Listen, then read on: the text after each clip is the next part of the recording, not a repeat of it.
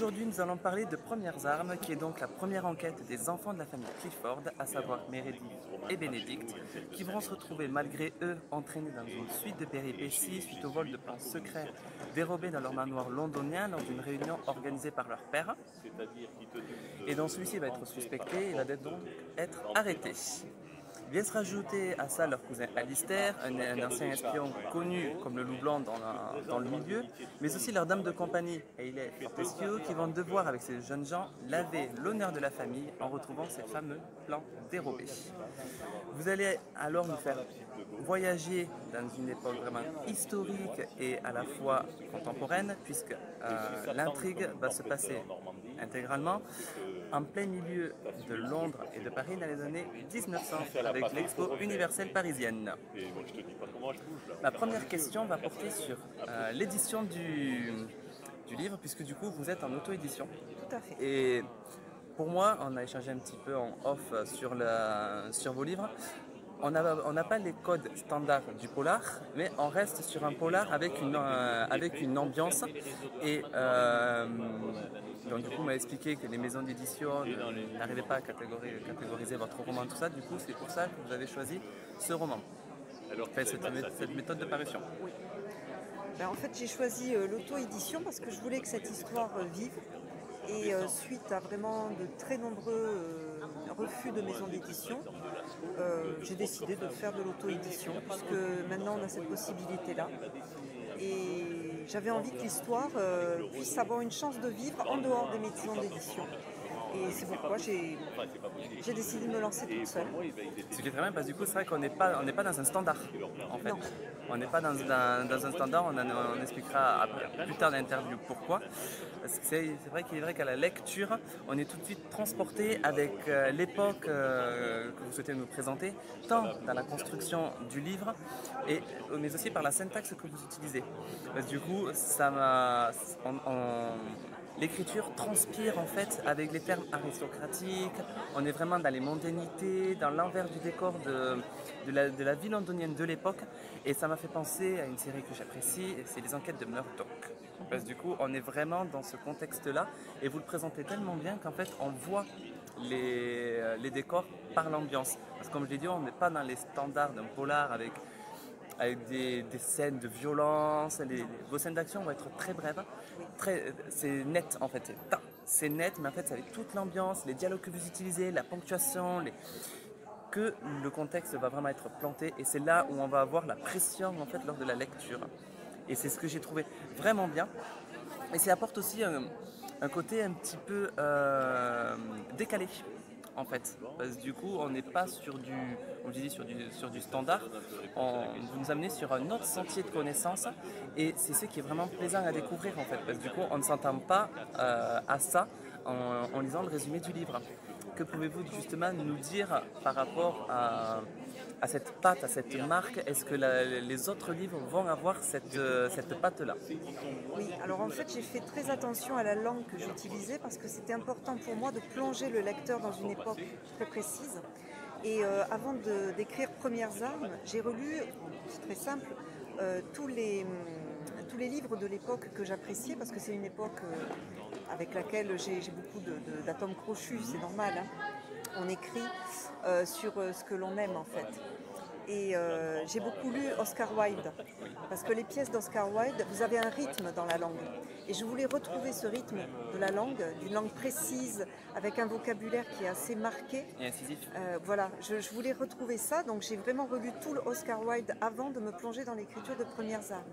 Donc dans les dialogues, j'espère que cette langue de l'époque, une langue un peu vive, est bien retranscrite. Oui, parce que c'est ce qui est bien, c'est transmis à la fois dans les dialogues, mais à la fois aussi par les scènes, parce qu'en fait, ça va au fait direct. Oui. C'est incisif, je dirais même que les dialogues sont plus puissants que les scènes d'action en fait. Parce que du coup, ils passent pas par quatre chemins. C'est ça mitraille. Oui, mais court. Voilà, C'est intense, c'est sur l'instant. Voilà. C'est sur l'instant. Alors, il y a un point que j'aimerais évoquer avec vous, comme j'ai dit en début d'interview, c'est la construction du livre que j'ai trouvé assez original, puisque ce premier tome comporte 297 pages, sans compter les pages de vous citiez les références, etc., que vous avez fait pour vos recherches, mais il n'est composé que de 12 chapitres. Donc, du coup, qui sont rythmés par des sortes des petits signes d'arabesque. Pourquoi avoir choisi une telle construction? Donc, moi, personnellement, ça me fait penser un petit peu à une pièce de théâtre. C'est un petit peu ça. En fait, je viens de la scénaristique. Donc, j'ai l'habitude de travailler les développements des histoires à travers des séquences. Les séquences comprennent plusieurs scènes. Et à la fin de la séquence, on a un acte complet. Donc, c'est vrai que ça ressemble à du théâtre. Et le fait de séparer les différentes scènes par des petits astérisques, vous verrez, là, le Premières Armes, c'est vraiment la première histoire. Donc, c'était mes premières armes à moi aussi. Et vous verrez qu'ensuite, les équipes d'espions se séparent. Donc, au fur et à mesure, on suivra, en fait, dans chaque chapitre, les aventures de Meredith d'un côté, les aventures de Bénédicte, les aventures d'Hailey, les aventures d'Alistair, et on les mélange après. Quelquefois, il y aura Alistair qui fera équipe avec Hailey, il y aura Alistair qui fera équipe avec Meredith.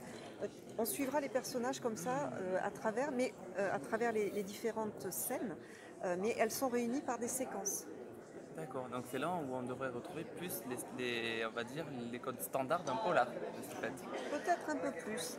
Je dirais que peut-être près du Tsar, près de la mort, est plus une enquête dans le sens classique du terme, parce qu'on recherche un objet qui a été volé. Après, il n'y a pas forcément un mort systématiquement. Voilà, on n'est pas sur une enquête de polar où on commence par un meurtre et ensuite on résout le meurtre. Mais la Agatha Christie. Voilà, on peut avoir différents styles de crimes finalement. On va avoir des vols, on va avoir des complots politiques, des complots financiers. Un enlèvement. Voilà, c'est des enlèvements. On va avoir un petit peu toute la gamme de la criminalité. C'est plus dans Worthington and Spencer qu'on va être sur des enquêtes classiques de polar, où on sera sur des enquêtes pour meurtre. D'accord. Ça commence plus souvent par des meurtres. Voilà. Du coup, je sais ce qu'il me reste à faire. Voilà. Il y a bonne quantité de marques d'un univers fermé qui est présent dans votre livre, comme on l'a dit tout à l'heure, avec vraiment les marques de l'aristocratie, les mondanités, fais pas ci, fais pas ça, fais comme ça. Et tout ça complété avec des personnages, une panoplie de personnages qui vont apporter chacun un parti pris différent à l'intrigue par leur personnalité et qui vont tous se révéler au final indispensables au développement et au dynamisme que doit prendre le livre. Il y a des personnages qui sont a priori au début on pense qu'ils vont être secondaires mais au final ils deviennent principaux. Inversement, il y a des personnages qui sont au début principaux qui vont plus se mettre en retrait, qui vont plus être considérés comme secondaires. Mais du coup, moi, ce qui m'a marqué, c'est la façon de mettre en avant justement les personnages féminins dans ce premier tome. Du coup, notamment avec Hailey, qui au début est très frigide, nanana, puis au final, après, excusez-moi le temps, voilà, voilà, pour le cas où elle est dedans, on l'entend souvent se plaindre de son corset qui la serve. Et au final, après, au fur et à mesure, elle n'hésite pas à mouiller sa chemise, à rentrer dans le jeu, en fait, et on découvre une autre personnalité de ce personnage. Il y a aussi Meredith, cette jeune fille qui, elle, doit être considérée comme une lady, mais elle, justement, elle va lutter contre ses codes, elle va être un petit peu anticonformiste et ne pas vouloir rentrer dans une case. Donc c'est vrai que c'est le personnage qui est le plus attachant pour moi dans ce livre. Attachant et je dirais même le plus puissant, parce que du coup c'est un des personnages qu'on ne voit pas forcément évoluer tout au fur et à mesure de l'intrigue, tant déjà sa personnalité est forte à la base, elle garde en fait son chemin, à contrario des autres où son frère va plus se sentir galvanisé, Alistair aussi, mais Hailey aussi va vraiment se révéler dans ce premier tome. Est-ce que c'est un choix de votre part ou est-ce que c'est une volonté de mettre en avant un petit peu le féminisme qui revient un petit peu sur le devant de la scène actuellement? Ah non, alors là c'était vraiment pas pour vraiment rentrer dans une veine ou une mode, c'est pas du tout ça, ou un mouvement en fait. C'est que simplement moi j'aime bien lire les histoires où il y a tout le spectre de la société. Donc forcément, il y a la moitié de personnages qui sont féminins, la moitié de personnages qui sont masculins. Et je n'aime pas les histoires où on suit un seul personnage masculin très typé. Ça m'a lassé en fait, parce qu'on en a lu tellement. Oui. Que moi j'avais pas du tout envie d'écrire ça. Je ne peux pas apporter ma pierre à ce genre de style. Par contre, je sais que quand j'étais adolescente, j'aurais aimé lire des histoires avec Meredith. Oui, parce qu'elle est puissante. Elle est forte ouais. et elle est indépendante. Mais totalement. Elle est rebelle, mais parce que simplement, la société dans laquelle elle vit, c'est une société victorienne qui impose aux femmes des codes et des carcans. Et elle n'a pas envie d'avoir des carcans, parce que c'est quelqu'un d'indépendant, d'intelligent, et qui a envie de vivre une vie, tout simplement, et pas simplement d'être cantonnée dans le rôle de la femme au foyer. Donc, en fait, cette aventure lui permet de pousser des portes qu'elle n'aurait jamais pu franchir en dehors. Et ça, on le ressent très vite dans la lecture. Notamment, il y a un passage qui m'a marqué, c'est dès le début du livre, quand elle est sur son cheval. Oui. On ressent d'office sa force de caractère. Oui. On le ressent que son frère dit tu sens le crottin, il est dit de ne pas sentir le crottin, et bam, d'entrée elle l'assassine, elle le calme. Et là je me suis dit waouh! Et c'est ce qui m'a plu, en fait, c'est là où c'est comme si on se sent déjà, vous nous attrapez directement, parce que du coup vous comptez déjà ce personnage. Oui. Et on sent que ce personnage va être un facteur clé dans l'intrigue, par son caractère, mais aussi par son comportement. Je ne vais pas trop en dévoiler non plus, le but c'est pas de spoiler le livre, mais il y a vraiment tout un cheminement et surtout amené de manière assez intelligente, parce que du coup c'est ce qui est contradictoire avec Meredith, qu'on retrouve plus chez Meredith que dans les autres personnages, c'est que du coup elle a un petit peu une double personnalité. Elle va avoir la personnalité je ne veux pas être une lady, mais elle va savoir l'utiliser à bon escient. Oui, bien sûr. Elle utilise les armes qu'elle a. C'est ça, et c'est ce qui est bien. C'est ce qui est bien dans ce personnage, c'est qu'on se dit waouh, en fait, un personnage va nous faire voyager par sa personnalité, par les aventures qu'il va vivre, mais va réussir aussi à nous surprendre, d'où le contexte du polar, où on retrouve justement cette ambiance-là, et c'est cette ambiance qui va faire avec tout lié, ça fonctionne. Merci. Ça fonctionne, mais vraiment bien. Et en fait, c'était très réfléchi. J'ai beaucoup travaillé les personnages. Et ça se ressent. Énormément. Ça se ressent. Il y a pas de... En fait, l'écriture va vraiment transpirer l'époque victorienne, où il n'y a pas de place au hasard. Tout est ficelé, on voit que le fil conducteur, en fait, ça n'a pas été l'intrigue, mais c'était vos personnages. Oui, à la base, c'est vraiment faire vivre des personnages et les faire évoluer. En fait, en scénaristique, on part du personnage et on dit c'est le voyage du personnage qui est important. Et bien là, c'est exactement ce qui est là. D'où il vient, par quelle étape il passe. Et c'est ce qu'on ressent. C'est ce qu'on ressent. C'est justement la prochaine, une des prochaines questions. J'ai dit en début de nos échanges, vous nous proposez un véritable voyage historique. Et il est vrai que lors de notre première rencontre, j'ai été séduit par votre technique d'approche, justement de la façon dont vous m'avez vendu le truc. Et c'est vrai, bon, on a échangé un petit peu off sur ça, j'étais un petit peu chagriné. Et parce que du coup, comme j'ai dit, on voit l'évolution du personnage, on voit le contexte est bien présent, mais pour moi, il manquait un petit peu d'action. C'est bref. C'est intense. Voilà, c'est ça, bref et intense. Mais j'ai pas été suffisamment repu sur certaines scènes. Par contre, la fin, on en reparlera après. Parce que la fin, par contre... Ah, on monte en puissance. Voilà, on monte un petit peu en puissance. Mais comme le livre, en fait, le livre va vraiment être... L'intrigue va être plantée, il va y avoir leur première péripétie, leur premier voyage, et ensuite, on se sent transporté. Et l'autre petit coup de gueule, le contexte est là. On est oppressant, les personnages évoluent de manière vraiment logique, fluide et d'une manière addictive, parce que du coup, là, on est vraiment sur un page turner. C'est une fois qu'on commence, surtout de la façon dont vous l'avez monté, vraiment façon scénario. Et là, quand je lis le livre et que j'ai vu le mot fin, je me suis dit non, mais elle m'a pas fait ça. Mais si. En fait, clairement, il faut que je vous dise, vous avez l'impression d'avoir le to be continued qui apparaît devant vos yeux, en fait. Et du coup, il nous faut le tome 2, mais de suite. C'est pour ça. On ne peut pas attendre la saison 2. Et encore, comme on disait tout à l'heure, moi j'ai eu la chance que le tome 2 est sorti. Et Mais voilà. quand le tome 1 est sorti, le tome 2 est sorti 6 mois après. Et voilà. Donc du coup, c'est un petit peu comme la dernière saison de la Casa des Papel. Tout le monde l'attendait avec impatience. Mais là, c'est le même cas en fait. C'est ça. C'est fait exprès. Elle avoue, elle Mais a oui, avoué. bien sûr que c'est fait exprès. Alors ensuite, que pouvez-vous nous dire justement sur les autres sagas que vous avez écrites, notamment Les Worthington and Spence. Yeah. Donc là, on est vraiment, les cousins Clifford, on est sur de l'espionnage historique. Donc on a tout le contexte de géopolitique qui porte l'intrigue. En revanche, les Worthington and Spencer, on est sur du détective privé. Donc c'est beaucoup plus classique, c'est du polar où on a un meurtre et on va chercher qui est le meurtrier. J'ai la même exigence d'équilibre. Donc dans mes détectives privés, il y a une femme, il y a un homme. D'accord. Bon, ça, c'est bien. Après, il y a une astuce.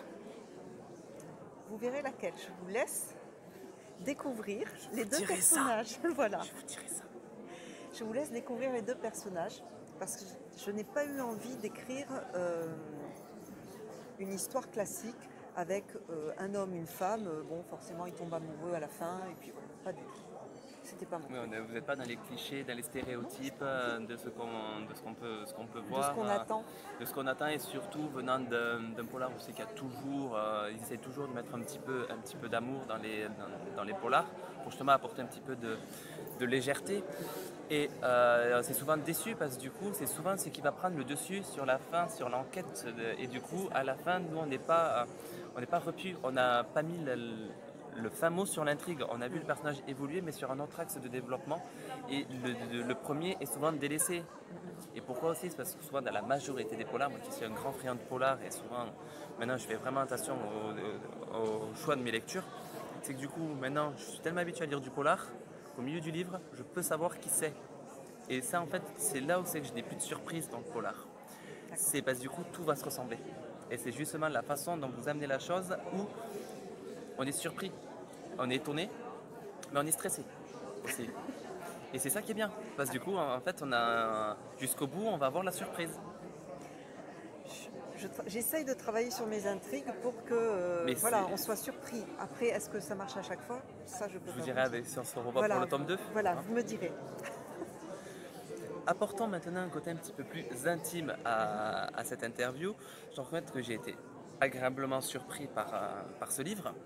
Et quand on s'est rencontrés pour la première fois, après ma lecture, je me suis remémoré un petit peu notre première rencontre. Et je me suis dit, elle est épatante. Parce que du coup, vous êtes super posé, super calme. Et du coup, par le contexte que vous mettez dans vos livres, qui est vachement puissant, avec une audace et une plume qui est incisive, qui est précise, c'est du net, c'est du précis, il n'y a pas de place au hasard. Du coup, j'aimerais en savoir plus sur vous. Alors, racontez-moi Delphine Montariol par Delphine Montariol. Alors, Delphine Montariol par Delphine Montariol, ça c'est compliqué comme question. Je pense que j'ai reçu une éducation française classique qui fait que je suis effectivement posée, que je ne vais pas me mettre à crier ou à gesticuler, c'est pas mon éducation. En revanche, ça ne m'a pas bridée intellectuellement ni psychologiquement, donc je suis capable d'écrire tout et n'importe quoi. Faites surtout du tout, mais pas du n'importe quoi, s'il vous plaît. Alors du tout, en fait, je ne me donne pas de limites. Parce qu'en fait, je trouve que les limites qu'on s'impose à soi-même sont totalement castratrices. Les limites que les autres nous imposent, on les accepte, on les accepte pas. Moi, en fait, je me suis toujours sentie très libre intellectuellement, donc j'écris en fait de façon honnête. J'ai défini des cadres, enfin pas des cadres, comment dire, j'ai défini un caractère à chaque personnage. Et j'essaye que je confronte mes personnages à des situations.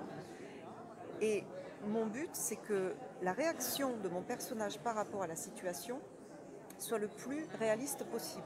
Oui. Donc j'essaye d'entrer en fait dans chaque personnage pour me dire, bon, alors elle, avec sa façon de voir le monde, sa façon, comme par exemple, quand j'écris pour Meredith, c'est pas la même chose que quand j'écris pour Hailey. Ah oui, totalement. On est Ou sur pour, deux personnages, ou pour Bénédicte, ou pour Alistair, Oui. ou après vous verrez pour Sergueï. Sergueï, vous l'avez vu apparaître. Oui. Voilà. Donc vous le verrez un peu plus, Sergueï, qui est un personnage que moi je trouve passionnant. Mais déjà, quand il apparaît dans le tome 1, il y a ce côté mystérieux où on a déjà envie d'en savoir plus sur lui. Oui. Eh ben, vous allez le retrouver dans le tome 2 et dans le tome 4 et dans le tome 5. Et au fur et à mesure, on dévoile, c'est comme des oignons, on dévoile des éléments de la vie de chaque personnage. Parce qu'en fait, j'ai écrit les biographies de tous mes personnages. D'accord. Je sais tout Donc c'est ce votre qu'ils ont squelette vécu. en fait. Je sais ce qu'ils ont vécu depuis leur enfance. Donc finalement, je peux dérouler Et oui. par rapport à ce à quoi ils sont confrontés. Ben, ils vont chercher dans leur passé la façon de réagir maintenant. C'est pour ça qu'ils sont cohérents.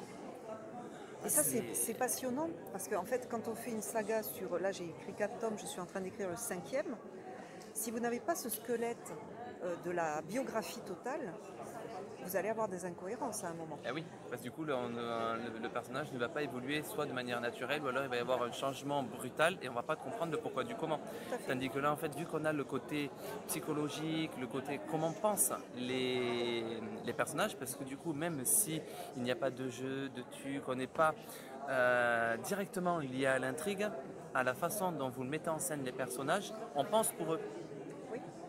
Et du coup, du coup, je comprends mieux en fait le côté, c'est qu'on s'identifie facilement tout de même à ces personnages. Oui, parce qu'ils ont un fond en fait. Ils ont Ouais, tout leur passé. Ils sont pas plats, comme dans beaucoup de livres où il faut soit mettre des 3-4 pages pour vraiment expliquer toute la vie du personnage dans le livre. En fait, vous, c'est un travail que vous faites en amont et qui du coup se ressent dans la façon dont vous abordez le personnage et la façon dont il va vivre les péripéties et donc il va... C'est un effet cause-conséquence en fait. C'est un jeu de ping-pong. Voilà, exactement.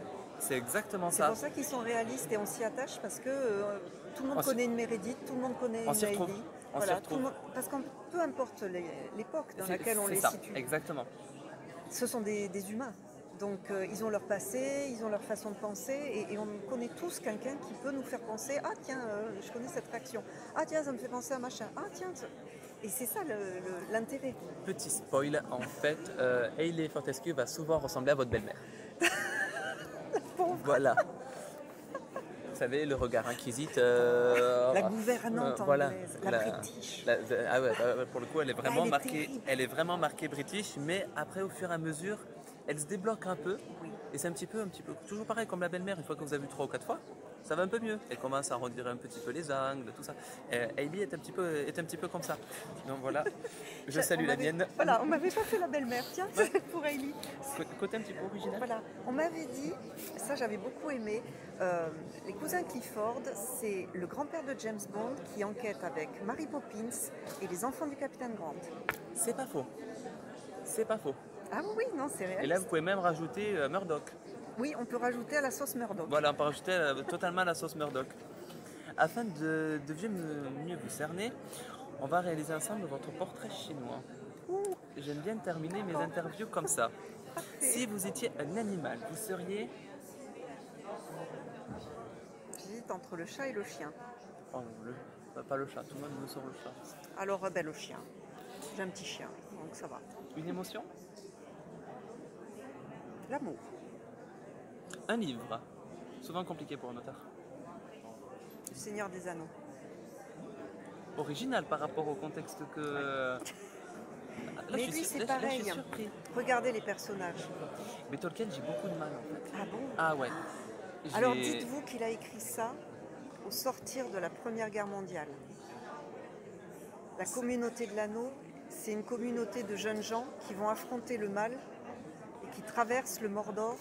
Ah, en fait, et c'est une analogie. C'est complètement une... Ah, bah, je le tente. Oui, relisez-le. C'est pas comme j'ai eu le cas aussi avec Chatham où beaucoup de gens m'ont dit « Ah, Chatham, soit on déteste, soit on adore. » Et en fait, moi, Maxime Chatham, j'ai commencé par le lire avec sa saga de fantasy Autre Monde. Tout à fait.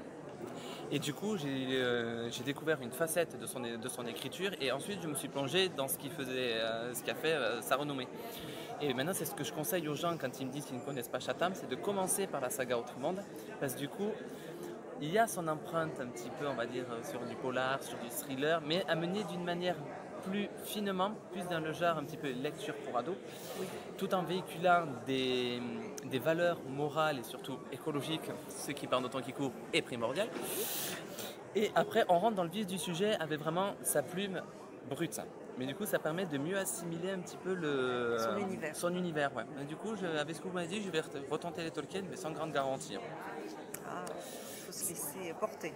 Si vous étiez un objet, vous seriez? Un objet. Moi, j'ai déjà ma petite idée. Oh ben un livre alors. Ah, ben moi, je pensais que vous auriez répondu l'encrier.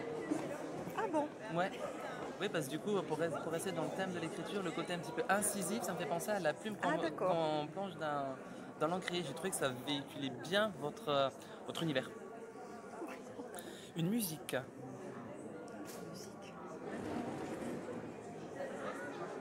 La musique de Harry Potter. Un film. Je sens venir le Seigneur des Anneaux, je sais pas pourquoi. Pas forcément. Un film. Il y en a tellement. Ah, je vais dire La Chèvre. Ah ouais. Oh, en termes d'écriture, c'est fabuleux. Oui, oui, ça oui. Et c'est surprenant.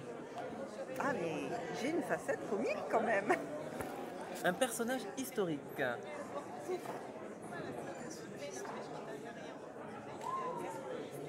Oh là là, il y en a plein.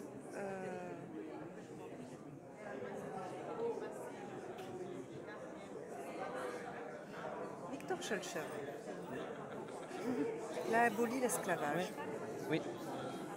Et il y a aussi qu'il y a un très bel hommage dans justement un livre de Giacometti, Eraven. C'est qui brosse un côté un petit peu brut du personnage avec ses autres facettes. Et j'ai vraiment eu envie d'en savoir plus sur ce personnage justement. Et pour terminer, une couleur. Le bleu. Vous savez tout sur Delphine Montariol, mes amis.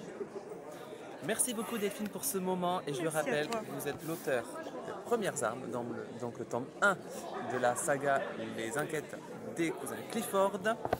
Il ne me reste plus qu'à vous inciter à vous plonger dans cet univers totalement décalé, totalement plaisant et où vous allez être surpris à chaque page. Comme je vous l'ai dit, c'est un vrai page turner et du coup, elle nous l'a confirmé, elle a monté un petit peu plus comme une version scénaristique de la littérature. Donc du coup, ça apporte vraiment un style, un côté vraiment différent de ce qu'on peut voir parce que du coup, ça n'existe pas en fait, clairement.